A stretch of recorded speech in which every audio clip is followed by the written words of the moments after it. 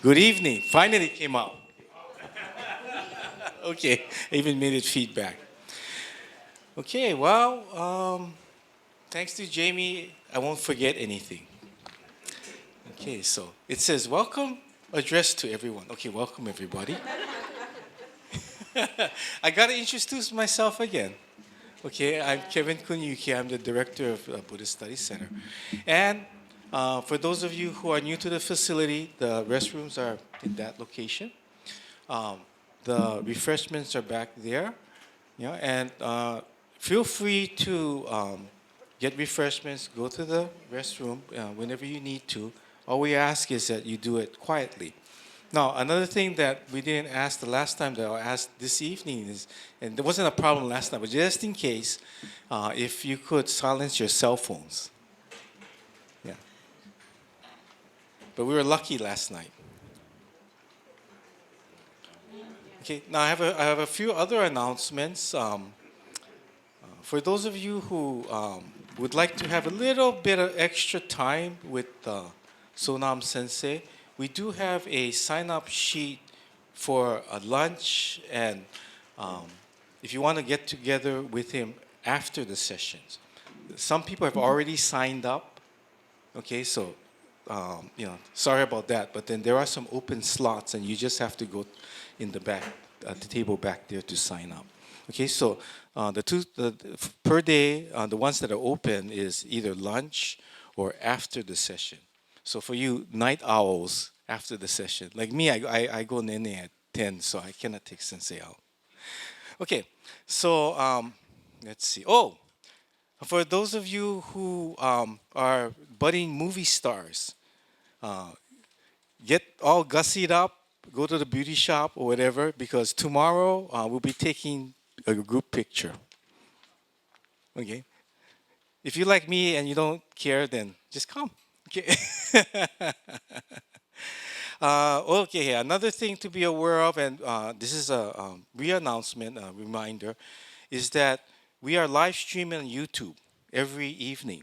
Okay. So if you would like to see past presentations, it's on BSC Space Hawaii. Yeah. So you can always review these wonderful presentations by Sonam Sensei. Okay. Okay. The other thing that is available to you, and Jamie, how do we distribute them? For those of you who are a little bit shy about asking questions, we will have note cards available. Remember, you wrote this down for me, okay? Okay, okay, there we go. Yeah, so just let Carrie or Jamie know, and or in this case, Carrie, and you can have note cards so you can write your questions down. Okay, just a little summary for tonight. We will have the same pattern, a 45-minute presentation, followed by a short question and answer, then a break, and another 45-minute presentation, followed by question and answer. And we'd like to end approximately by 9 p.m. 9 p.m. One thing I did share with Sonam Sensei as a Hawaiian culture is something called Hawaiian time. So it's going to be maybe little early, little late, depending. Okay, so Sensei knows about Hawaiian time already. So, but for those of you who are driving, we'll try and end as close to 9 as possible. If you're concerned about that. So, okay. So, wasn't it really for those of you who were here last night? Wasn't it amazing? Right? Yeah. Thank you, Sensei. Yeah. And Sensei shared his life as was it from 3? The age of 3? Yeah. So he was a monk from the age of 3. You know, and he learned what he needed to learn.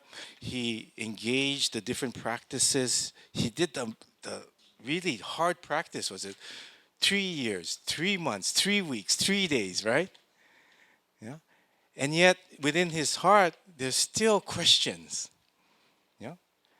So we're coming to the other phase, right? Sensei left us in Bodh Gaya, Buddha Gaya, Yeah, and he will be continuing. If you see the title, yeah, we're in the land of Shakyamuni. Yeah, and this remarkable person meets another remarkable person tonight. Okay, so, did we set Sensei up with his? Okay, okay. So, without further delay, Reverend Sonam Bhutia. Yeah.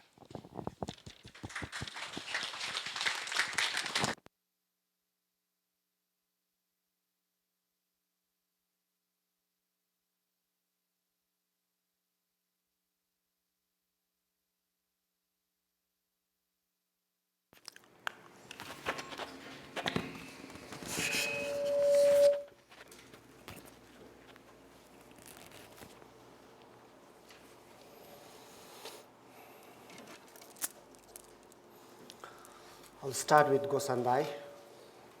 Minagasho, palms together. Tassa bhagavato arhatu samma sambuddhasa buddham saranam gacchami dhammam saranam gacchami sangam saranam gacchami. Om he dharma he du prabhava hetunte khen tathagata haya vadatte khen chayo niroda evam badi mahasharmana. Kanda chuchu tongki jiktena derse lab marjur pe simje kha suda tong der chiki chimpe pe simparde pathamche der shikchis. Namo Arya Dambalhai ke talu tani jinke tulbum datami ke namta dawa kinke daki chichampar thamche ke to daki chitendos naman doubts naman doubts naman doubts naman. Konbanwa and again aloha and namaste. Namaste. I will continue my talk from yesterday. Today, before continuing yesterday's topic, I would like to introduce Mr. Mukaibo Sensei. Mukaibo Sensei. Oh, I have a brief introduction of Mukaibo Sensei. He is a lay person. He was not a monk nor minister. He was just a scholar or say a Nembutsu follower, just a lay person. How he encountered Jodo Shinshu or Nembutsu. He was studying in Tokyo University at the age of 20. And then he was kind of rich person's son, a wealthy person's son, rich. While he was in Tokyo University, his father gifted him a Mercedes-Benz car, I think. It's been like 60 or 65, 70 years before. To ride a Mercedes car is a rich person, I was told by Mukaibo Sensei.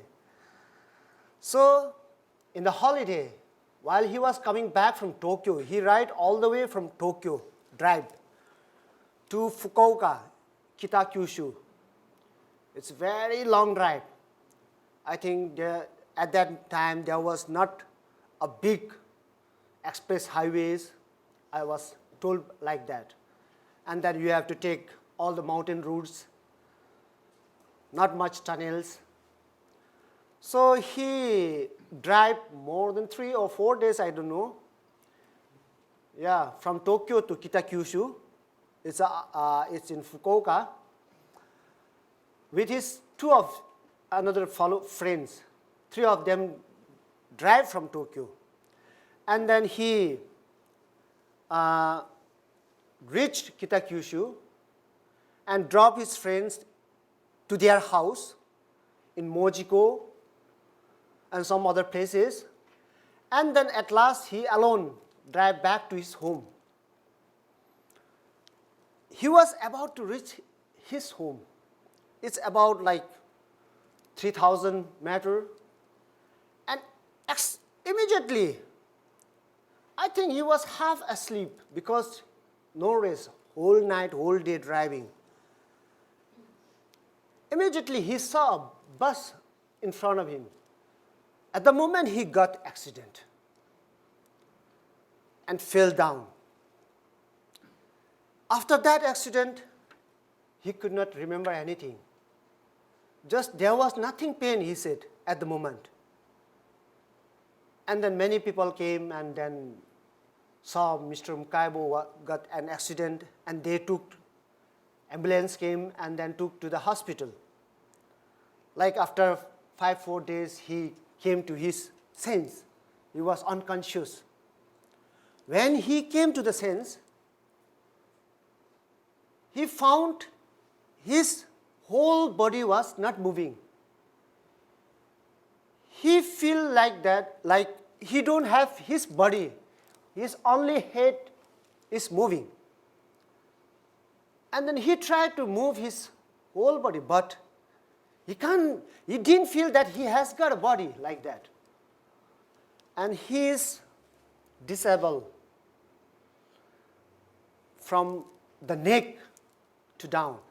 And his spinal cord was, I think, broken. Is that okay? Sometimes you have to teach me English. My English is not that good. I'm trying my best to share my Dharma teaching. Very good? Thank you. So, spinal cord was broken, and then he could not walk. He was in the bed. He was hospitalized for like many days. And then his fever was high, very high. So he felt very sad, unhappy. He thought that now I'm finished in this world. He never heard about Buddhism until.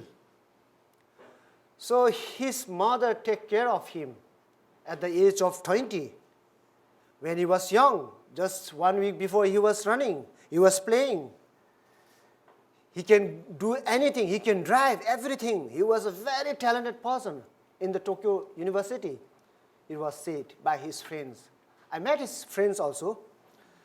And then slowly he overcame with his health, but he could not feel his feet, legs, hand, nothing. So he thought like, better to live, I should die instead of living this hell life. Always he feel like that. He came back to his house with his mother, and mother take care every morning, whole day. And then he was in the room. He can't go outside now. He can't see the outside world. If his mother takes him, and he can go. If his mother is busy, he have to be in his room whole day. So he was confined in the room. And the moment that time he was like, I want to die. He want to do suicide by himself. But how can he do suicide? He cannot move his hand. He wanted to fall down from his bed, but he cannot turn. He can do nothing. He tried to stop his breath, but he can't stop. And he told me it's like a hell that time. And then his mother did everything best. His mother took him to the Jinja. Do you know Jinja? God, Japanese God, shrine, to do some prayer or something to be cured. Many things. He went to many priests and many monks, and she tried her best, even hospital, many kinds of hospital, and many exercise, therapy, did so many things to make him walk. But nothing is working there.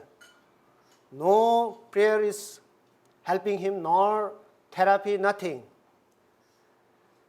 And there is a moment he came to know, he was introduced Buddhism. One day, a nearby temple, that temple name is Kyonenji temple. The head priest came to his house. It's a Jodo Shinshu temple. And did prayer in his small Butsudan in his house. You know Butsudan?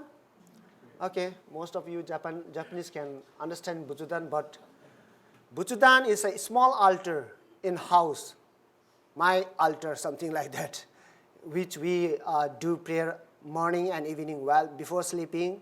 When we wake up, we go to the altar and just do small prayer, and then we do whole day work, something like that. So the minister came from very near temple, and then he did prayer, and then before he go back, his eye turned to that Mukaibo-san's bed. He saw Mukaibo-san. Wow. And then he feel like he should give some book to read instead of lying, instead of standing just like that. And that time he got a book. That book is called Bhutia wa Doyufuni Rikkai Suru, something like that. The title is like that. How to understand Buddhism in daily life. And then that minister gave that book to Mukaibo. Can you read this book? Just read it out. And then Mukaibo-san, he thought, what sort of book must be? And he cannot turn the page. And he asked help from his mother. And his mother just turned on the page, and he keep on reading and keep on reading. He found all human beings are equal. Either you are disabled or able. Some able person's mind is disabled. Yeah? But even though he is able. So all sentient beings are all same. He found that. Anybody can listen to the Dharma. Anybody can enjoy with the Dharma. And what is this Dharma? What is this Buddhism? He was curious to learn or listen. And from that day, he asked his mother to take him to the temple, monasteries, wherever. He wanted to listen to the Dharma. What is Dharma? What is Buddha Dharma? And he started listening Buddha Dharma from that day. Slowly, slowly, his mind came more bold. Yesterday he was lost. He wanted to die every day. He wanted to suicide by himself. But the teaching power, the Dharma power, here is the medicine. It's working. The medicine is working. Medicine means the Dharma teaching itself is medicine. That medicine is for the mind, and mind will be cured by this Buddha Dharma teaching. Not immediately, it will take time, longer or sooner or later. And slowly, slowly, that medicine, that Dharma teaching start working in his mind. He liked to do something now. He wanted to do something. He wanted to come out from his black room, dark room. So he thought, I must do some business. I should not do like this. I can do if I have. If you will, then you can. Where there is a will, there is a way. So, and then he started doing many things. And together with that, he go to the temple and listen to the teaching, always listening. And he got lots of encouragement from Buddha Dharma. And he live his life in fullest. He is happy every time.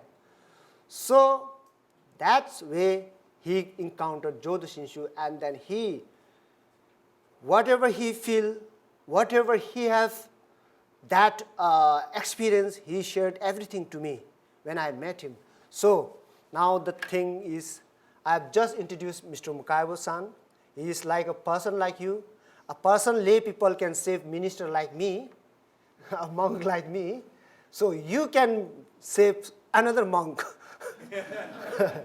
We are all Sangha. We are under Buddha's teaching. We are listening teaching. We all are shame.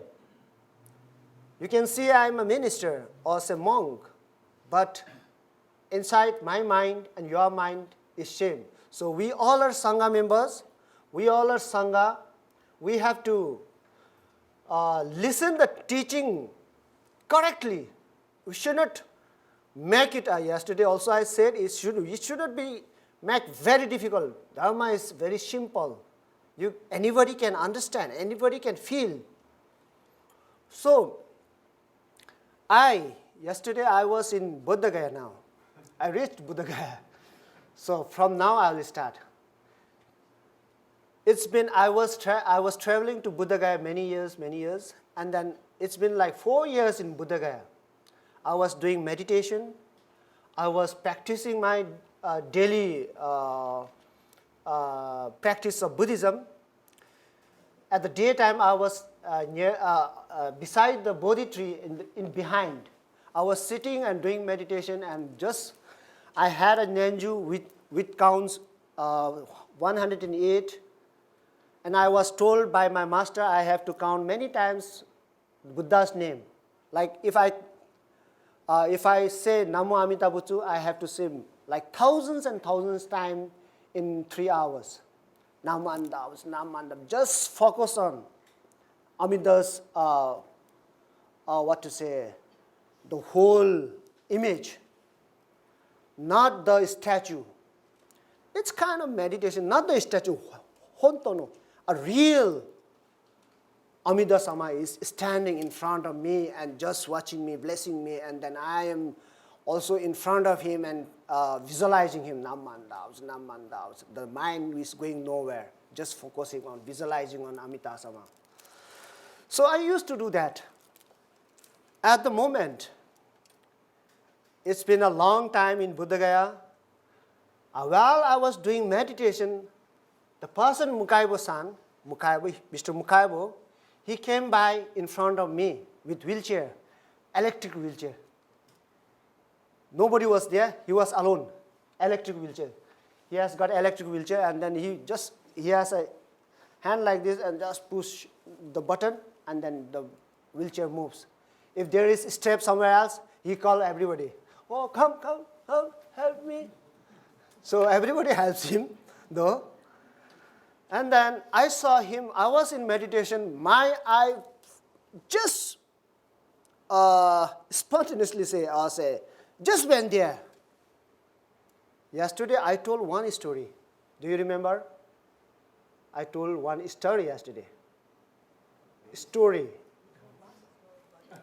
Yesterday. Yeah, but about the nun. Yeah? Yeah, it will be connected. Yeah? I told you yesterday, that's why the 3-day teaching will be connected, all the things together. Yesterday's story will connect here. You have just to like imagine, feel it like that. So my eye just when I was meditating, I was visualizing the image of Amitabha's image was just missing from there, and my eyes went there in Mukaibo's wheelchair. I saw him so, wow, how so pity. Could not walk, could not shake his body, nothing can, he can't do anything. Like I feel he must came to Buddha Gaya to gain his health. He might came to ask something to Buddha. He wanted to be maybe healthy. He must came to wish something in Buddha Gaya. Most of the people come to wish, to fulfill their wish in Buddha Gaya. But that's wrong actually, I think. It's a selfish greediness. And I thought like that. He might came to ask something to Buddha. And then at the moment, I just came out from my meditation. And automatically I'm going there to talk with him. And then I went there, oh, stop. I said, stop. And then he just stopped. Where are you from? This is the importance of language. This is the importance of language. If he doesn't speak English, I may not be here today in front of you. Maybe somewhere in the mountains I'm hiding and trying to get enlightenment. I might be still I am hiding in the mountains. So at the moment he gave me answer in English. Yes, I'm from Japan. I said, where are you from? I said. He gave me the answer. I'm from Japan. Oh, you are from Japan. How come you came from Japan? You are in the wheelchair. If I want, I can come. He said. So I thought, as my thinking, I thought he might came to pray to Buddha and ask him, let me walk in this world. I feel like that. Oh yeah, maybe. So you came here for something special? And he said, nothing. I think you might have like some wishes. You wanted to be like me. You wanted to walk. You may be very, you are very hearted. How this situation become? I asked him. Oh, just an accident. When I was 20s, he said simply like that. You must be hearted, right? I said, no, I'm very happy. I'm very happy. He said that this is the point. I'm very happy. And then I see from his head to button, I'm just watching. Where is the happiness here? No happiness in his body because he could not walk. He could not eat by himself. He could not go to toilet by himself. So how can he be happy? I think, he told me, I think I'm the luckiest person. And then I think I'm the happiest person in this world. This is what struck in my mind. How come you are the happiest person in the world? How come you are the luckiest person? You are the unluckiest person. I was feeling like that inside my mind. Okay, if Kuniyoki sensei, I met him in Buddha, if he say I'm happy, yeah, you are happy. I can believe that because you can walk. I'm happy. Yes, you are happy. You can eat yourself. I'm happy. Yes, you can walk, work, and then earn money, and then buy something, whatever you like. You can do everything. That's why you are happy. But that person, happy, where is that happy? I was surprised. And then I asked, I think you might have come to ask something to Buddha. I said that. No, he said, I don't have anything to ask him. Then why you are here? I said, I'm here for enlightenment. And why you are here? What you are here for? And he said, nothing. I've got his teaching. I've listened to his teaching. Once I was unhappiest person.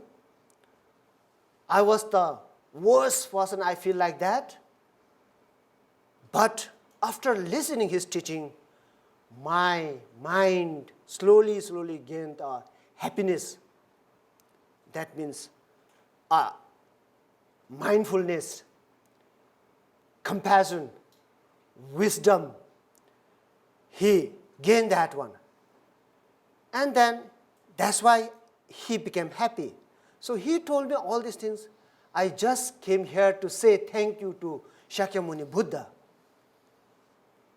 Why thank you? I said, because I can hear his teaching. He is no more in this world, but still his teaching is alive. He is alive in this world. Like a kind of person he can save, kind of person like me. In the place where I was in the dark room, I was confined in the room, that teaching came in my room without any hesitation. And then he saved me, the teaching saved me. So this is what yesterday I was telling. Buddhism is the medicine for mind. So this medicine was discovered by Shakyamuni Buddha, Gautam Shakyamuni. He took long time to discover this medicine. He experimented, he did lots of practical. At last, he got the result. Oh, this is the one, the real life. So, I encountered him, and then I was not believing him. Unfortunately, there was another fortunate. Where I was staying in Bodh Gaya, he was staying in the next room again. That is the strange. I saw him in the next room. There was a lady, one young lady, helper. Her name is Miyoko Ota. And then he might have talked about me with that helper. And the evening I finished my meditation. I had a brief conversation with him in that Bodhi tree in Bodh Gaya. And he might have talked about my something, I met some monk like this and like that. He was like asking me lots of questions. I asked him lots of questions. I thought I have to teach him some Buddhism. But he don't like to listen to me. Something I feel like that is strange. And then still my mind was saying, I must tell him, I must teach him Buddhism. Because he might be a little bit happy. He told me happy, but he might be pretending happy. That is not, I think, may not be a natural happy. I feel like that. And I was thinking about where should I meet him again. I was thinking, I have to tell him something about Buddhism. He should know. And then when I came back at the room, the one lady around, that time she was in 40s or 35, something like. I was 25. I was 25 that time. She was outside and standing. And then I was in my robe. I had a just haircut week before because my hair was very long. Because of meditation, I should not cut the hair in meditation. Like that long hair is disturbing me every day. So I asked my master, I wanted to cut it off this head. And I just make it bald, no hair. And then I was very strict in my precepts.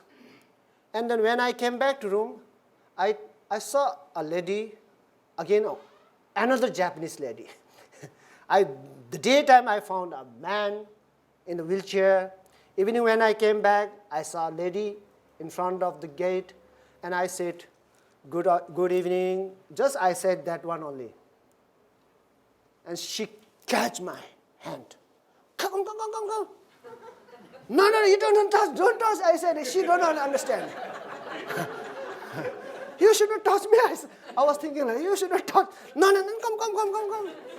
What is this? Where she's taking to me? I was like frightened, and then I was scared. Come. She took to me in the room. Then I was like, what's going on now? And then she pulled me inside the room, and then I saw the Mukaibu. Mr. Mukaibu was lying in the bed. Talk. She said.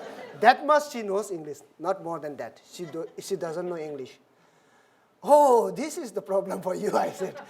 That's why I thought another thing. I was like, what she's going to do to me now? She just pulled me, saying nothing. No any conversation. So I went inside the room, and I said, oh, you are here. So good evening. And he said, did you finish your meditation? Yeah, I just finished, and I just came back. Okay, how was your day? I said, it was good. I'm doing meditation every day.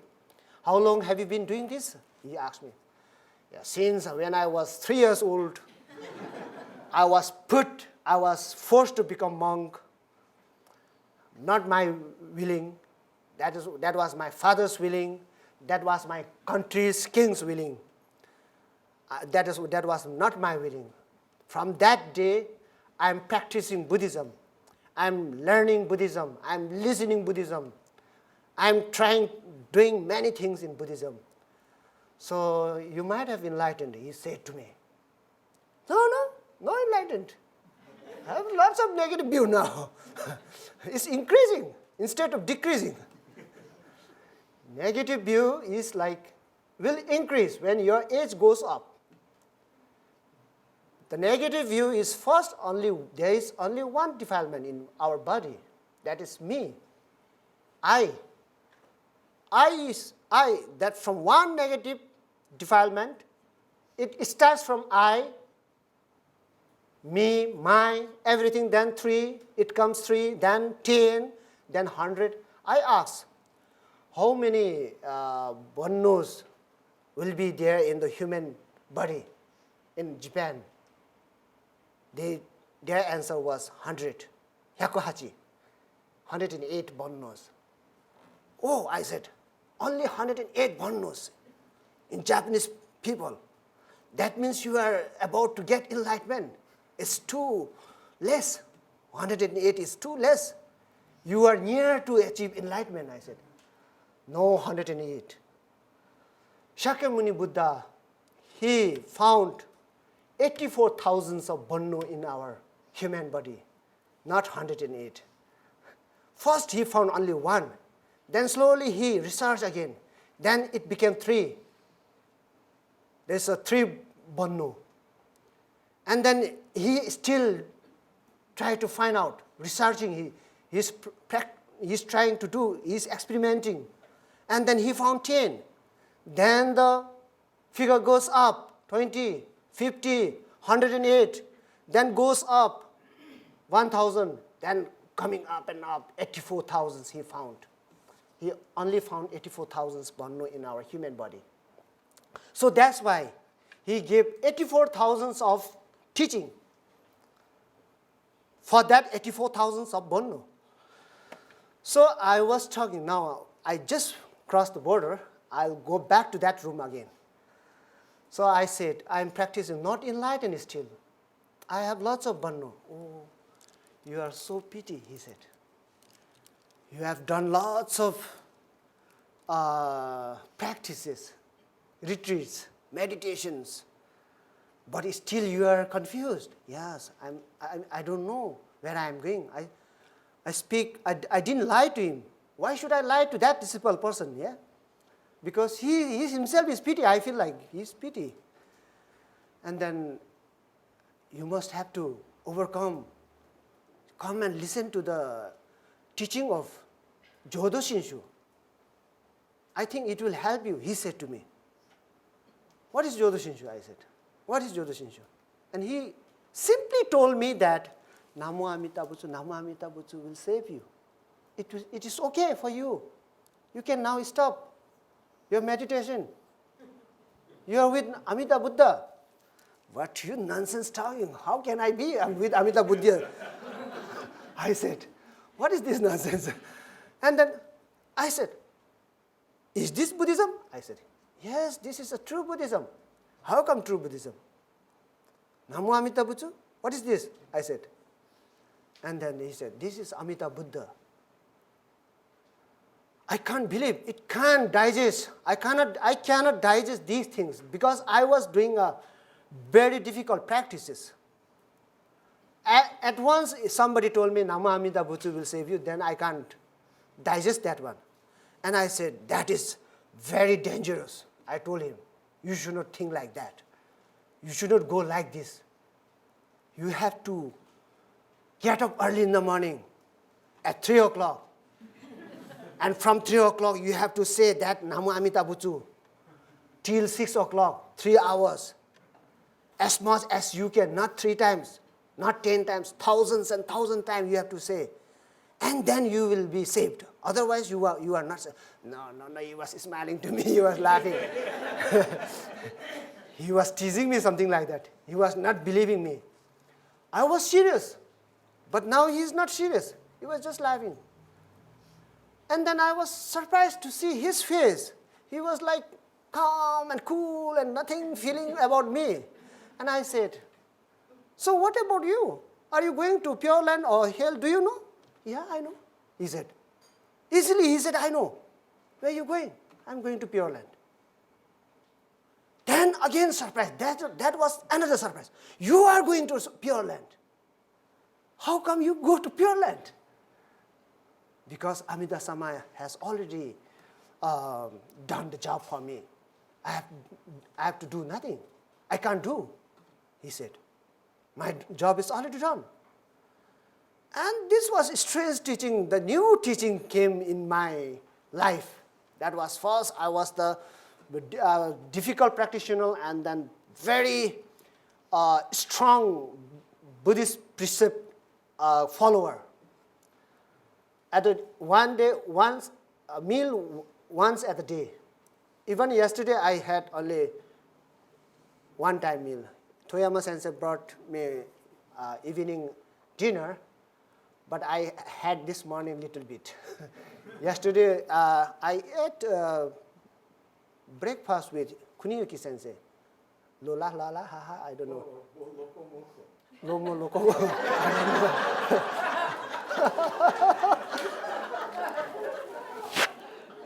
Difficult name. I can't remember how I name. Wakayaya, Wayayaya, I don't know. The place name is something like that. So it's difficult. But I don't want it to remember also because Buddhism is important.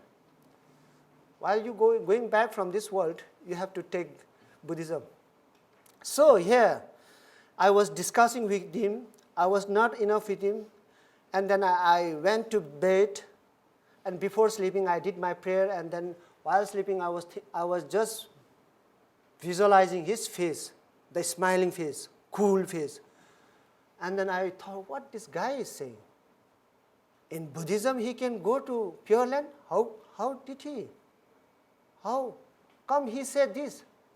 I'm practicing since like more than 20 years. Still I'm confused, but he's confident. And I was just like thinking about him. And early in the morning, I get up and went to do meditation, do my practice under the tree. While practicing also, only his face is coming in my meditation. So yesterday, the yesterday's image of Amida Buddha is missing somewhere else. Only that image is coming. So here, yesterday I saw him very pity, very like he was very what to say, careless, not careless, is carefree, something like that. He was like very pity. I saw him. I feel like to help him something, helpless. I saw him very helpless. So the shame, yesterday I told, these things will happen in the life. I told yesterday, Asanga met many things on the road, on the way while coming back from meditation from the mountains. At last he saw the dog, a very helpless dog. The shame event happened in my life. I saw a helpless person, not a Genki person like you all. A helpless person who cannot do anything. I was supposed to be going to help him, but he started giving me many talks. He didn't believe my talks. I told him to do thousands and thousands. He said, no need. He is not listening to me. So when I was in the meditation at the daytime, I was thinking about why that easy to go to Pure Land. I wanted to know. I'm doing long time back. It's been more than 22 years now. I'm doing practice. So I'm gaining nothing. Only I'm gaining is proud. I feel I'm proud because everybody respect me. Nobody can look eye to eye to me because I have achieved in that stage. Everybody comes and do like this. Nothing. Nobody can talk to me. So my proudness was high in the mountain. If somebody doesn't do this, why this person is not bowing me? Feeling like that sometimes it comes. So I feel like, yeah, my practice become more intense. But a helpless person is saying something, must be there is something, a big secret left in that man. So that day, next day, I thought I should finish my meditation, my practice sooner than yesterday. So I just finished around 3 o'clock and then went to the room and then knocked to him. And he was in the bed again. And then, can I come in? I was in the robe. And then he said, oh, today is fast. Yeah, I just finished today. Today was my short. I just lied him. Because I wanted to talk to him. Because I'm more confused. More confused because he's going to Pure Land easily. I'm not going to Pure Land easily. I'm practicing. So I went inside, can I talk to you? And he said, okay, let's talk. I'm also willing to talk to you. And then he said, so you are practicing every day. Why don't you study about Jodo Shinshu? I have books if you want to read. I said, okay, I can read your book, but reading book is not helpful, I said. Reading book is not so helpful. Practical is very important. Listening is very important. So he gave me the book, the Jodo Shinshu guidebook, I think. He gave me that book. I just I read that book. Found nothing. Nothing I found. I just read. And then the tradition is no superstitious, nothing, something like this, and something, okay. I said, okay. And then he said, you are too late. You may not be in time to attain enlightenment. You might live before. It may be too late for you. Why don't you study Jodo Shinshu? He was like telling me these things only. And what is Jodo Shinshu? I asked. Who discovered Jodo Shinshu? I said, who discovered this Jodo Shinshu? This is strange. It's something similar to Christian. What I'm doing is, it's not that. And what you are saying is not like kind of Buddhist. It's not a Buddhism. And then he told me, no worries, don't worry. He told me like that, you don't need to worry.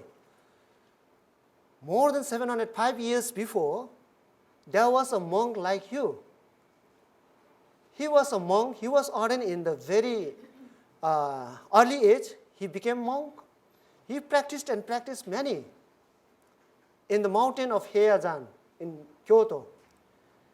Same like you, he was confused. He did lots of practice, but he was confused.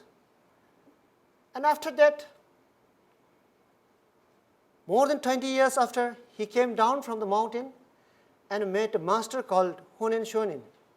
He listened to his teaching. Slowly, he came to know who is Amitabha Buddha. He realized who is Amitabha Buddha. Is that so? Is this a story or real? Or you are talking the truth? No, this is not a story. This is a true history of Jodo Shinshu tradition. And I say, is there any books of Shinran Shonin? When I go back to Japan, I'll send it to you. He told me like that.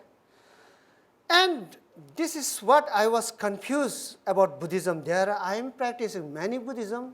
Now I encountered new kind of Buddhism which there is no practice. And say something like Namo Amida Butsu. I was focused on Namo Amida Butsu. He told me that Namo Amida Butsu will save. That was my focus now.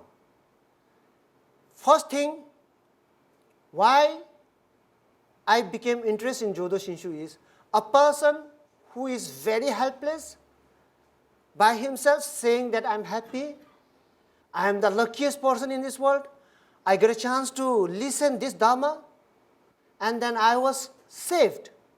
So this is one point I have to think. And another thing, Namo Amida Butsu, the 6 letters. The 6th letter itself in India, we say mantra is kind of name. It's a mantra means, it's a Sanskrit word, but if you translate into English, it's a name. Name only. So we say mantra. And in Europe or America, you say name. If you go to Japan, they say Nembutsu. So the main point is here in this 6th letter, Namo Amida Butsu, the 6th letter. So I was focused on this. And then moment after 1 week, we, separate. He went to Nepal. I was in Sikkim. I just left behind in Bodh Gaya. And he told me, What he told me is, I have got lots of book in Nepal, Green Life Institution. Why don't you come to Nepal for 1 week and just be with me? Let's talk about Buddhism. Let's discuss about Buddhism, he said. And I said, okay, I'll try to come.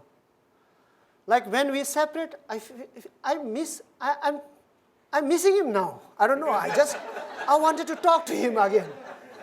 Like I thought, now I start missing. When I go to the temple, just I can see his image, like simple person, happy person, and then helpless. I feel to help him. I wanted to do some help to him. And then like every day I was stressed now, thinking about him.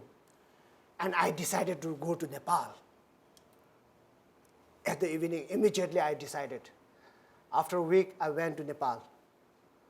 And then I met him. And that meeting will be after a short break. Thank you so much. Thank you, Sensei. He knows the art of television. Suspense. Before the break, though, let's take a few minutes. Does anybody have questions? This will be like 15-minute time for questions.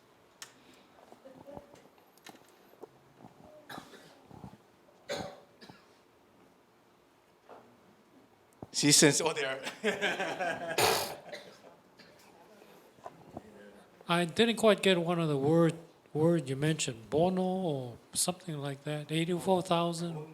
Bono. Okay. Blind person. Okay, thank you.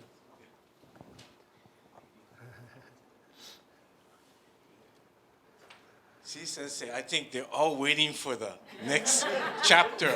Okay, so let's take a 15-minute break. So everyone, let's be back by 7:40, and we'll have the next episode.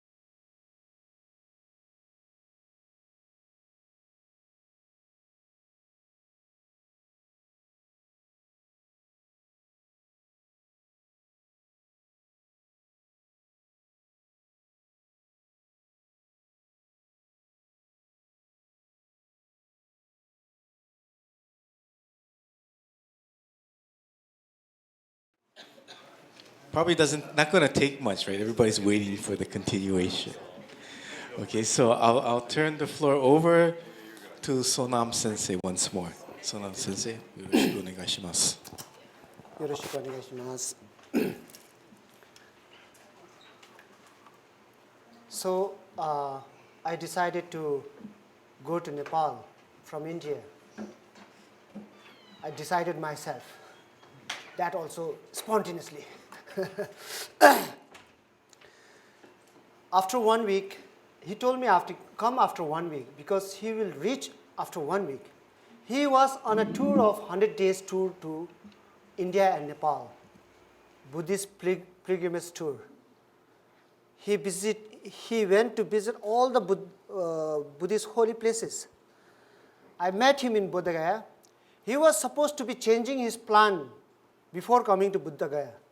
But he said, his mind said, go to Bodh Gaya first, go to Bodh Gaya first. Something, he also became like that. So he changed his route and he came to Bodh Gaya and he met me. So I was thinking, I must meet this person. He might be misunderstanding the Buddhism. I was strong by myself. I was very strong by myself. I must go to Nepal and I must tell him, you are wrong. So after 1 week, I went to Nepal.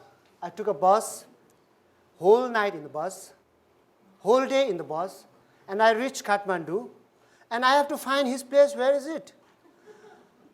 So I asked so many times. He gave me the address, and I take the cab, and cab bring me to his. There is a small pension he built by himself. That building was Green Life Institution, Nepal. It does lots of social activities, and plus Buddhist library. And I met him there. Oh, you came. He was still in the bed, and he was surprised I came. I thought Indian person will never make promise. They will just, they will break the promise. He thought like that. And I said, Indian people break the promises, but you didn't break. You came. I'm Indian, but I'm Buddhist, and I'm a monk, and I'm a minister, and I'm a practitioner. Why should I break your promise? Why should I tell you lie? And then he was, okay, thank you for coming. And we discussed about Buddhism. Still, there are lots of things. I will make it short. We were discussing Buddhism. I was trying to explain my Buddhism, and he was trying to explain his Buddhism. Every time, who will own the race? Something like that. Always we are discussing. Till late night we are discussing. And at last, when I was about to go back to Sikkim, after 1 week I was supposed to be going back to Sikkim, he requested me, why don't you come to Nepal and stay here and look after my pension and just study the books, whatever it is here. He told me. And suddenly I thought, yeah, that is good idea. Instead of staying in Sikkim, there was a peaceful place, that place was. I can do meditation in this place. Nobody will disturb me. I was not supposed to be looking after his institution. I was thinking my own. Because if I stay in Sikkim, all the public disturb me. They come to, whenever they become sick, they come sensei, please do something. And whenever somebody dies, come sensei, please send him to Pure Land. I have to lie instead of doing all these nonsense things. I should come here and sit. And I said, okay, I'll help you. I'll look after this institution. And then that was free for me, and he offered me. And then I went back to my place, and I have to take permission from my father again. And why you want to go to Nepal? He said. I'm going to do meditation, I said. Are you sure? Yes, of course, sure. Otherwise, my father won't let me to go. I'm going for a retreat, I said. By yourself? No, myself. I know everything. I don't need masters, I said. I know everything now. I have learned many things. Now enough. I'll do only retreat. I have to get enlightenment now. And my father said, if it is so, then you can go. I won't come back more till 1 year, I told him. Try to come back in between, he said. And my mother was like don't go, don't go. My mother was, you have to be here. No, I have to go, I said. I'm lost in between, I said. So I have to go. So I was like, I will go. And my mother is stopping. She was crying. I said, don't cry, I have to go. So I went to Kathmandu. I came to Kathmandu. And again, Mukaibo Sensei was surprised. You came? Yes, I come. He was waiting for me. And then he was supposed to leave after 2 days. I reached there before 2 days, exact time. And he was very happy. And then he took a general meeting. There was a board, Green Life Institution board, and the local people were in the board, executive board or something else. And Mukaibo Sensei made me the president there. He said, you are president. Am I the president now? Yeah, you are the president. I can trust you rather than hear the Nepalese people, he said. Okay, I can be a president. Then he went to Japan, and I just keep on reading the books of Jodo Shinshu. What is this? There are lots of books. And then we used to connect in internet, email. He used to send email, I used to send email. And then at the moment he told me, why don't you come to Japan now, not Nepal, he was telling me, to study Jodo Shinshu. It's better for you. I don't have that much money to come to Japan and study Jodo Shinshu, I said. No, I will pay for everything for you. That was another surprise for me. The disabled person is helping an able person now. Everything is going like opposite way. Do you want to help me? Yes. He said, yes, I want to help you. Because you are the person who can understand Jodo Shinshu. No, I can't understand Jodo Shinshu. I think like it's kind of Christian teaching. I told him, no, you are wrong. You have to listen first.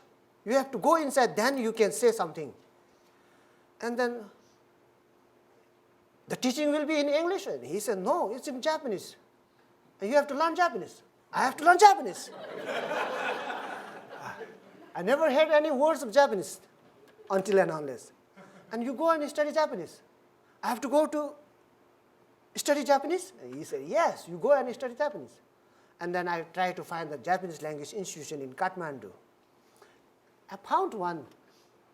And then I did admission there. I went there next morning at 7 o'clock, Japanese class now. The Tibetan monk is doing a lot of funniest thing now, studying Japanese. And then I started learning Japanese. The first day, there was like letter like A, I, U, E, O, Ka, Ki, Ku, Ke, Ko, Sa, Si, Su, Se, So. That was hiragana.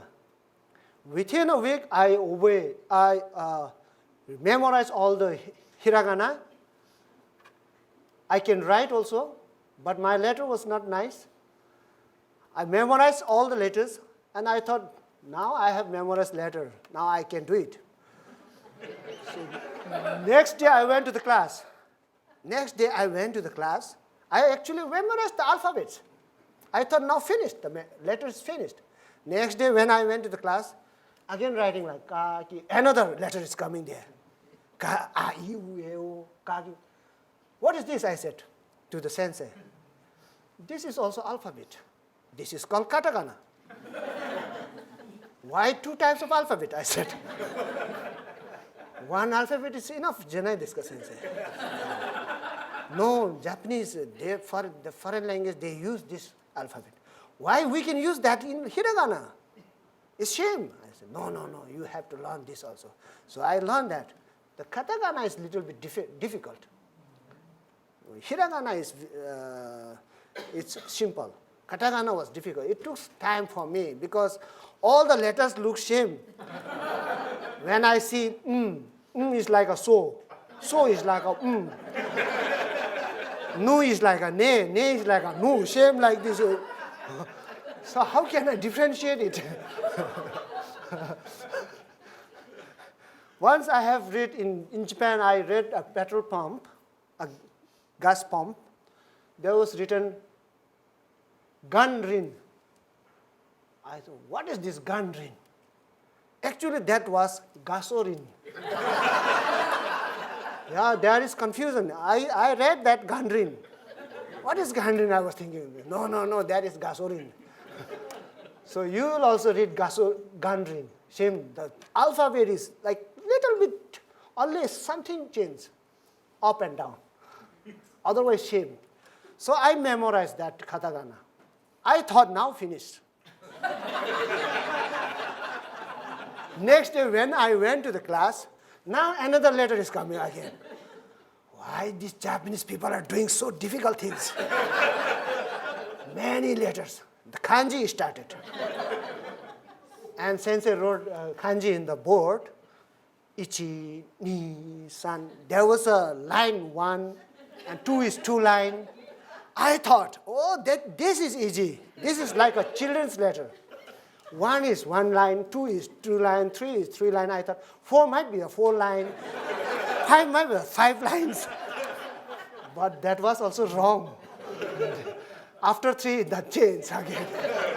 There was another picture coming there. Then I studied that also, because I wanted to know what is Nembutsu, Namu Amida Butsu. And after half year, like 6 months, I can read little bit, I can understand, I can speak little bit. And then he told me to come. And then I went for the visa, and I got visa, and I came to Japan first time in the dress of Tibetan monk, not in this Jodo Shinshu monk. And then reached Japan, I went to his place, we had a discussion, lots of discussion. He told me to go to some universities, Tandai University, and then I went to Kyoto, Ryugoku University. I went to Chuo Bukkyo just for like examine what it looks like. I saw all the monks wearing black robe, and then there was many strange things happening. And then I thought this Buddhism is in very dangerous zone. I feel like that. This Buddhism is danger. I feel like that. For that was my first impression. And then I went and just listened to the teaching. What I've learned Japanese in Nepal, that is not working anything in Japan. The pronunciation, I was taught by one Nepali teacher. And his pronunciation is like kind of Nepali pronunciation, Nepalese pronunciation. And then whenever Japanese speak to me, I can't understand.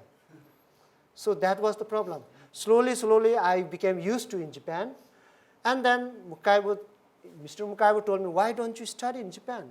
Which school you want to go? And I went to research some schools. And I thought the Chubutsu is the perfect place to study. The teachers are helpful. They are very like communicating with the students. They are talking with the students. And I said, I'll try Chubutsu. And then I was admitted in Chubutsu. I went first day. The first day was again very interesting day. I went, I just took out that robe in my room. I have to wear the black robe and wagesa, and went to the school. And when I went inside the class, and there was the teacher came and started teaching us. And then I was just concerned, and then I was like excited to study Jodo Shinshu. What is Jodo Shinshu? What is Nembutsu? And then I was excited, I was like enjoying myself, and just, I don't understand also, but still I'm trying to understand what he's saying. I was just listening and listening. I was listening, and then I just see at the side, most of the students are sleeping. Yeah, I said. Are they coming to study or sleep? I said. That was another surprise. Most of them are sleeping. But teachers don't care. I was thinking the teacher will mind, if in Tibetan tradition, they will scold. Sugu. They will scold to get up. Why you are here? Something like that. And then don't care.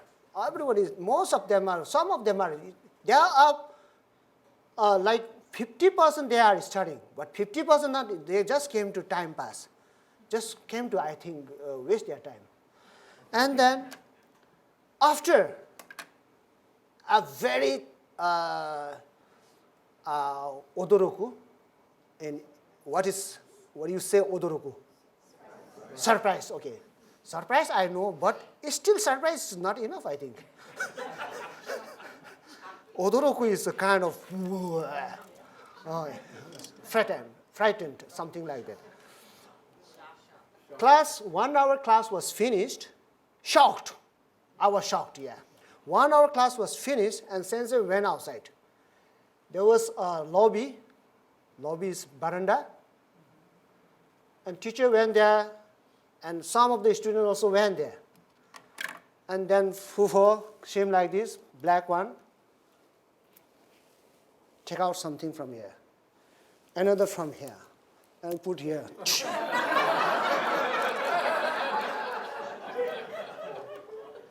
Again, I was shocked now. Monk smoking. Are they monk? The teacher? Is he really a teacher? Am I going to listen to his teaching? Who is smoking? In Tibetan tradition, smoking is very harmful. It's very restricted, strict. You shouldn't smoke. Because it's the opposite of incense. Smoking not only harm us, but harm the surrounding also. And then it is said in Tibetan Buddhism, the smoke, if goes up, some of the girls are roaming around. They will get headache because of smoke. They will fall down. And if you spit that in the floor, insect comes there and die. There is poison. So monks are not allowed to smoke. Especially that is very strict version. So I saw that. I was shocked. First, I saw monk smoking. No, this must be dangerous Buddhism. Can't do anything. And then I was shocked. And then after that class, and then we study again in the break time. They go and smoke. And daily life was going on. I thought, no care. They can smoke. I don't smoke. It's my life. It's their life. But still smoking is not good. I was thinking like that. Not good for the monk. I was always thinking like that. And I asked my friends also, are you monk? I asked him. He was sitting beside me. Are you monk? Anata Ubosat. So, yes. Do you have temple? Yes, I have temple. I'm going to be the next Jushoku, he's saying. So, smoking okay? I said, smoking okay? Okay, daijoubu. Not okay, I said. Not okay, this is bad. So, I used to request in Japan, the monks, ministers coming to Nepal or India, please don't smoke in front of the public, because their belief will be far. They won't listen how much you know Buddhism, how much you are like a master. They won't believe you.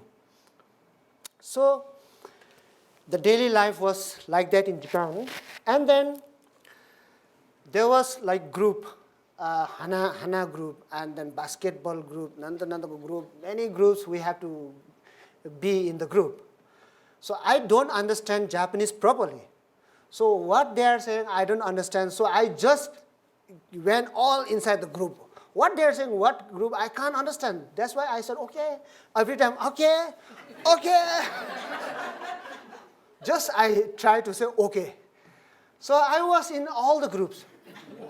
That was very dangerous, I think, for me. After 1 week, and then said, no group, no nomikai. I never had a beer also. So these all will be connected in Buddhism now.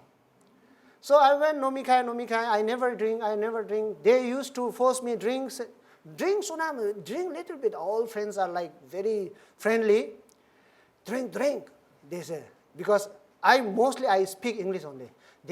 They cannot say drink, drink, drink. Oishi, oishi. And after like 6 months, I should try this. What is this? Now Tibetan Vogue is going to be more worse. I should try in my life. What is this? And then I try little bit. Then first experience is like kind of urine of cow. Smelling like a cow's urine. I said,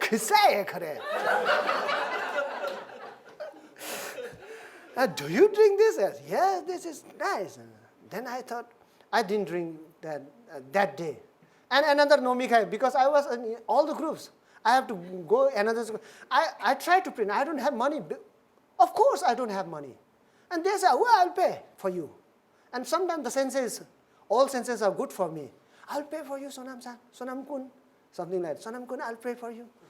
Go, let's come. If you are not there, not interesting. Okay, I will come. Then, hitokuchi, one mouth, slowly, slowly, 2 mouth, 3, 4. I was like, I can feel the taste of beer. Like beer is very delicious. Often when I'm tired, if I drink, I see. So I was like strange. I cannot feel the Namo Amita Butsu, but I started feeling the taste of beer. Now it's going to be more worse in my life. Nembutsu taste is not coming in me, but then now beer taste is coming. The monk is drinking alcohol. And then it's become habit. I like to drink now, myself, is spontaneously. I like to drink myself. I used to tell my friend, let's go drink. So the taste of beer came in my tongue, but taste of Nembutsu is not coming in my heart, my mind. So I was still confused, what shall I do, what shall I do? And then slowly, slowly, I start eating meat also now. Because they eat very deliciously. Oishi, oishi. So I just try little bit meat. And slowly, and too much now. Meat also, oishi. But Nembutsu is not oishi, still. I came to know the taste of meat. I came to know the taste of beer. I came to know the taste of sake, but no taste of Nembutsu. When the taste will come, I was thinking. So shame like this. Buddhism is shame like this beer. Buddhism is shame like that sashimi. First you try a little bit, and slowly, slowly, and at last you want yourself to eat. Buddhism is shame like that. Slowly, slowly, at last, like you want to listen more. And you feel like you want to share that to others. They should feel it. They should, why only I feel this happiness? This is mottainai. What do you say in English, mottainai? Wasteful. Yeah, it's wasteful. Only me is, it's not good. That is, I'm like selfish. I'm feeling myself only. I should share this, my experience. So it starts feeling like that.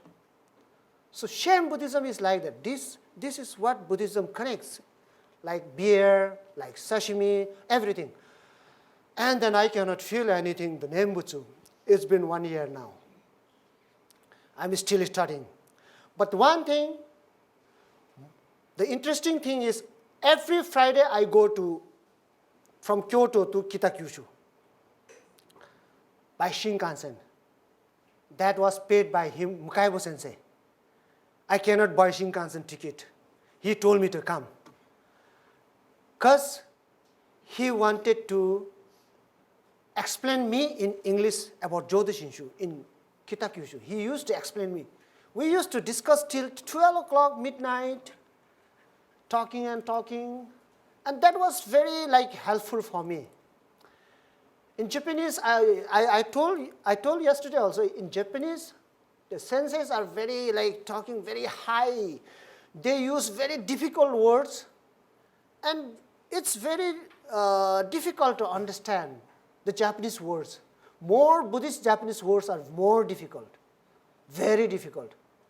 You have to get a proper guidance, otherwise you won't understand. In one kanji, there are hundreds of meanings. So that meaning, some meanings are for me, some meanings are for you, for sensei. It applies for individual. For me, maybe next meaning. For you, maybe another meaning. That depends in your way of thinking or way of feeling. So it's been like 1 year, I can't understand. I thought now I have to leave. I became a worse monk. I start drinking. I start eating meat. I start just in the group, I can sit nearby the girls. I was not allowed to sit. Something like everything became normal to me. Like it's okay something for me also. Why you just come out something? And then slowly, it's been 2 years also, the name Butsu is not coming. And I was thinking to stop or say, give up. Go back now to Nepal. Go for retreat. I was thinking like the go for retreat. This is not working. I can understand what senses are saying. The teaching, the Bimbasara, the Vaidya, the Ananda in the larger sutra, the discussion between Ananda and Shakyamuni in that Gritakuti hill. Shakyamuni was like in the deep meditation, and then at the moment Ananda asked some question. Today you are looking quite different, brilliant, measurable light. You are like looking so compassion. Why is it so today? And that day, Shakyamuni will talk about Amita Buddha's sutra, larger sutra. Everything to the disciples. There are 5,000 disciples, bodhisattvas listening. That day, first time he delivered about Amita Buddha. He remembered about the past and past, because he is Buddha, he can remember. I cannot remember. He remembered everything, how the Amida Buddha was created, how the name was created. And the night I was sleeping in the bed, I must give up now. I go back, come to my original position. Cut your hair now. I became a bit long hair, worse. I then start drinking. I stop all these things now. Go back. Be original monk. And then one evening, that was very natural. I was thinking, I was stressed. What shall I do? This is not working. This is not working. I can now only feel the taste of beer. Only like to drink beer. Oh, why I became like that? And sleeping, and I was thinking, at the moment, slowly from my inner heart, inner mind, remained the drama between Ananda and Shakyamuni Buddha. Start feeling. And then the moment the Bimbasara was in the jail, was in the prison, he was in the last moment of his life. He don't have time to practice. Like me, he is in the last stage. He has to leave this world. And that moment, the Vaidya queen asks, give a special sermon to Vaidya and Bimbasara. At that time, the sermon was about, he showed lots of Buddha. But the supreme Buddha was Amitabha Buddha. He has a supreme power which is beyond the imagination. And then I was feeling like that, wow. Here is the point. Why Mukaibo-san is like happy. The power start feeling in me. The taste is coming. Namo Amida Butsu. I was just feeling the Namo Amida, the 6 letters, the lights, everything, like chicken bone coming out from in my bed. And then I can, this is the what name Butsu is. I just remember every importance of these 6 letters. Wow, that's why. That is why. Here it is. Why? Even whatever and whatsoever, whatever even who never knows Amitabha Buddha, he is saving. We say some bad nonsense to Amitabha Buddha, nothing problem for him. He created that a super duper, a supreme, or I cannot say anything, the power. That Namo Amita Butsu, the power, that I can feel it and feel it. And that feeling, everyone has to come tomorrow.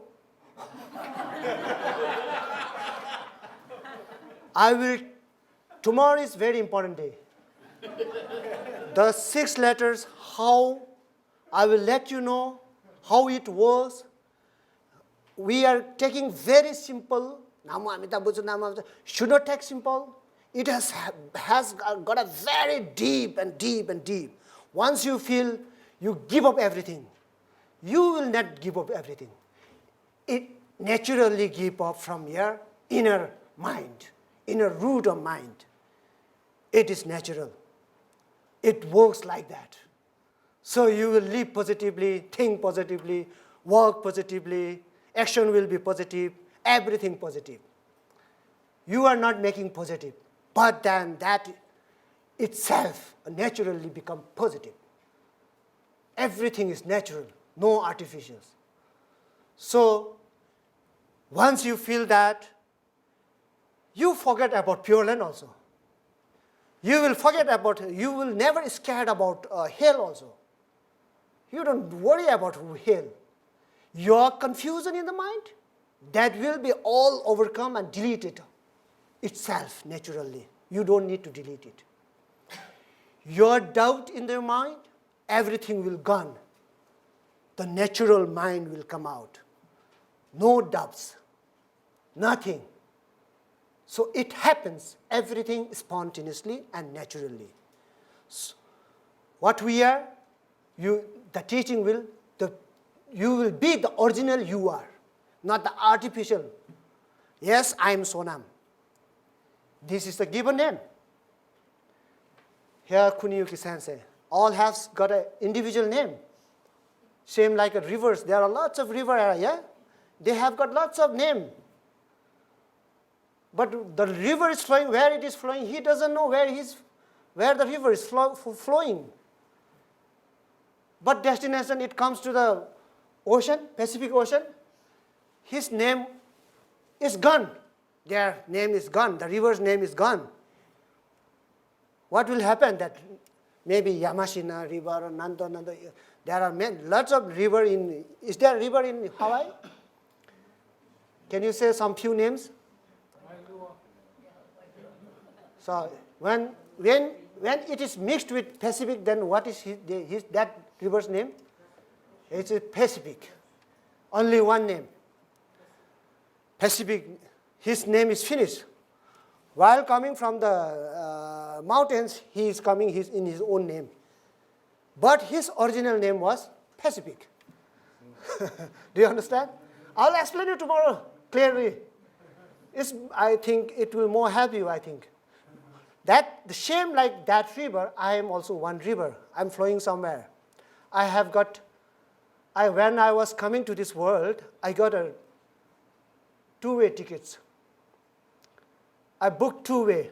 I already used 1-way. Now I have 1 ticket to go back. While I was coming from Nepal, I booked 2-way tickets. While coming from Kathmandu to Hawaii, I used 1-way. Now I have 1 left, going back to Nepal again. I have to be in my original position. So I'm happy to go back, yeah, to be in my position, in my place. Everybody is waiting. So everyone has, That thing is important. You should not, at the last moment in this world, you should not hesitate going back. You have to go back. If you hesitate that day, no, I'm scared, I don't want to die, something like this. Oh, please save me, I want to live more. That is hell. That is hell. The moment is hell. But instead of that, oh, I've done that, this also I've done. If you have listened lots of Dharma, the Dharma will win that time your mind. The Dharma will give you lots of encouragement. No, I've done this. I'm also enough with this. Now I have to go back. It's okay now. Relax. Freely if you go back, then that is pure land. After that, I don't know. I haven't been. So that is the important day of life. So more Dharma you listen, more encouragement comes in your mind. So be very rich with your mind. Yes, of course, wealth is necessary for our daily life. But together with that, we need a wealth for our mind also. So wealth that is already provided by Shakyamuni Buddha. So that wealth we have to deposit little by little, okay? Yesterday I told you medicine, today now wealth. So little by today $1, put it inside in your mind. That is teaching. Tomorrow $0.25. Yeah? After 1 week, maybe again $2. Slowly, put lots of wealth, Dharma wealth in your mind. It's very useful when you leave this world. Lots of Dharma money we are taking with us. So that is important, I think. That I have experienced in Buddhism since from my 3 years. And then when sometime in Japan they ask how many population in Kathmandu, how high is the Mount Everest, I said, no, not it. Population, you just ask something about Buddhism. You don't worry about population. It's okay. I don't remember how much population I said. Sometime I have to remember. While going to Japan, I just find out the population of Kathmandu and Nepal, everything, and the height of Mount Everest, everything, because it's Dharma teaching. They ask another question, different question. I'm surprised these things. And then when I reach Japan, after finish, again they are asking, what is the population of Kathmandu? Now I forget. I don't know, now I don't know. Sorry, I said. Ask something about Buddhism. It's important time, I said. You don't need population. If you know population, what do you want to do? Nothing. Nothing is going to happen. So today I'll finish my talk today here, and tomorrow I'll let you know what I felt inside that night. And that very morning, I could not sleep whole night that night. Early in the morning, I get a ticket of Shinkansen, bullet train, and went to Kitakyushu to explain my feeling to Mukaibu Sensei.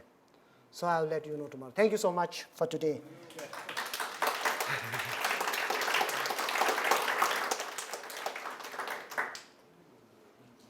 Thank you, Sonam Sensei. Gave us another cliffhanger. Okay, so gotta come back. But yeah, we have some time. So any questions for Sensei?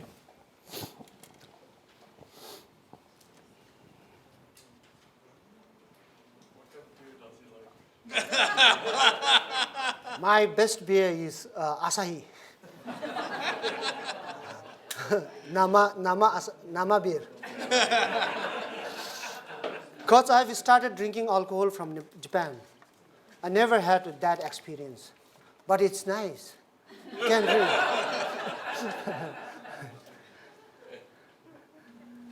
Any Dharma questions? Has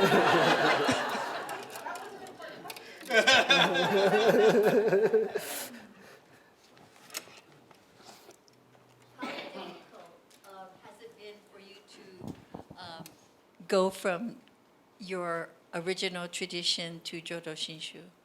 And, what kind of experience or questions or doubts or reflections have you had to face? Okay. Till now, I haven't faced anything in my hometown or in Nepal. But my fellow friends, those who used to practice together with me when I was Tibetan monk, they have lots of questions for me. They used to put lots of questions. How easy? How can it be? And most of my friends are convinced by my talk, my like experience. I used to tell him, this is this is that. And then I used to tell, what is Amitabha Buddha? Do you know? Because during my practice, I never took importance of Amitabha Buddha. We take importance after death. But that dead person doesn't know what is happening. So this is what. So I used to share my experience of Jodo Shinshu with my Tibetan monks. They are also doing their good. But they accept my teaching. They say, yes, that must be. Even my father was master. When he listened to me, I talked to him. He was like, he's no more right now. But at the last moment, he was like appreciating, and I was in front of him. He was saying Amitabha Buddha's name, because I already told him, this is the name can save. This name is not a futsu, what you say, futsu, normal, ordinary. This is not an ordinary name. There are many names, but this is not ordinary. Then I explained about the power. Very important, there is a power. No doubt, without any doubt, there is a power, the power which is beyond the imagination. I told him. It was created like this, it was created like that. I told him, and then he was convinced. And my grandfather was convinced. I convinced many people with this, and my many friends are convinced. Whenever now they used to come to me and ask, they say something more about Amitabha Buddha. So they are happy with me. And then in Nepal, I'm not changed from Buddhist to Muslim.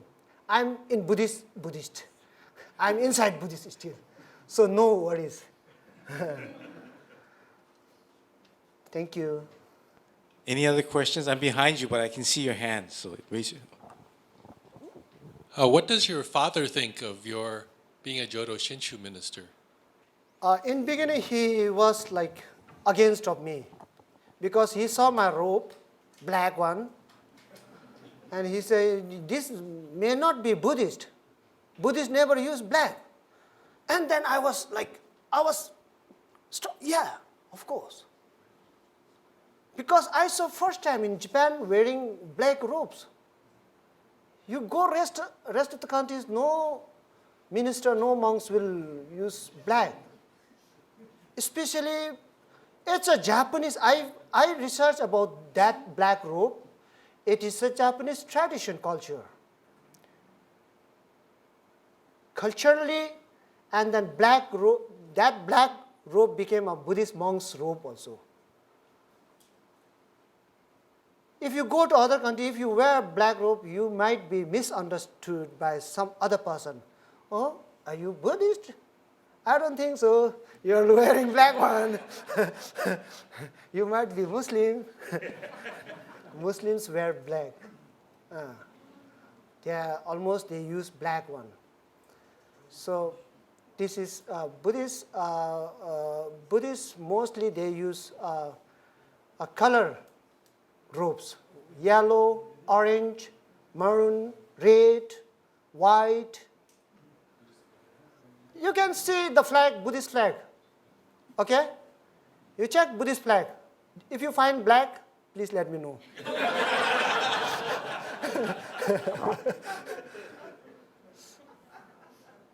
So exactly this robe I requested in Honganji like 10 years before.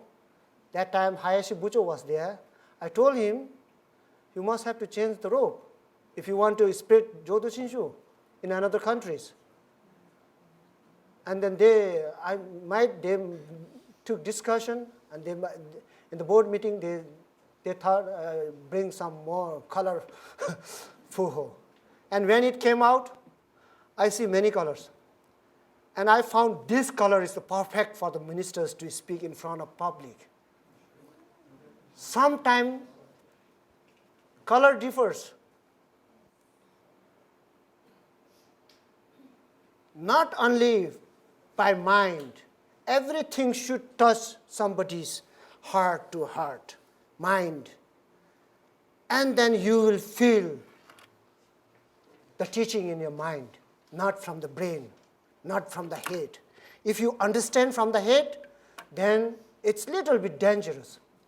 Once you start from the heart or mind, root of mind, then you are perfect. So I requested this dress in Nishi Honganji. They bring lots of color, green also, but this is perfect. I think Sensei can you also use if you go to Thailand or Taiwan, Hong Kong, everywhere, or Sri Lanka, Vietnam, or wherever. This is very useful. Even in America also. Yeah. Is yours the only Honganji temple in your area? And how do you get or recruit people to come into your Sangha? Okay. About this topic, I'm going to talk day after tomorrow, maybe, but still I'll give you a little bit introduction. Yes, Nepal Honganji is the first Jodo Shinshu temple in South Asia. There was no Jodo Shinshu in South Asia. I started by myself with the help of Mr. Mukaibo. He gave me lots of encouragement, support, financially, not only mentally, financially, mentally, physically, everything. He supported me to establish that Honganji. I started by one person. I thought I can't do it by one person. First, there was no Honganji temple in Nepal. I rented a flat, and I had a small room. I used to call my friends, come, and then we drink tea, and then I share my teachings, and they start their interest grew up, and they bring their friends slowly. Why don't you listen to Sonam's talk? And they bring more friends, and then it became like 10, 20 to 20 to 30, 30 to 40, 50, hundreds. Now I have now I'm waiting for that generation. Still their mother, their father, their grandmother cannot change them. So they has to follow, they has to listen their parents. So I'm waiting for the generation. My members are all young. They are 20s and 30s. I am the oldest member. So I have very famous singer in my temple, Nepalese famous artist, famous musician, and then the doctors, nurses, and the college students, even like uneducated persons, they comes to listen to me. They don't read anything, but when they come, I just keep on telling stories also. Story is also very important. It will if you the stories, some stories will touch your heart. It will touch. It's very good. Some Buddhist stories. So you have to listen some stories also, because there is an example. It will connect you. It will give you some another education. So like that, I have a temple started. I have just now 7 ministers, including me. All are Nepalese. I don't have any Japanese in Kathmandu. Yeah. So I'll talk detail in day after tomorrow. In detail. Thank you. Well, thank you, Sensei. Why don't we wrap up early? And Sensei, would you mind just staying till about 9? And then you can have informal conversation. Yeah. Yeah. And then after that, if anyone wants to volunteer to take Sensei to take Asahi beer, then, that's fine. And then, as I mentioned, we do have a sign-up sheet, one for after the session and one for lunch. Yes, some of the slots are already taken, but you can check. Okay. So, why don't we give Sensei a hand? Yeah. Thank you.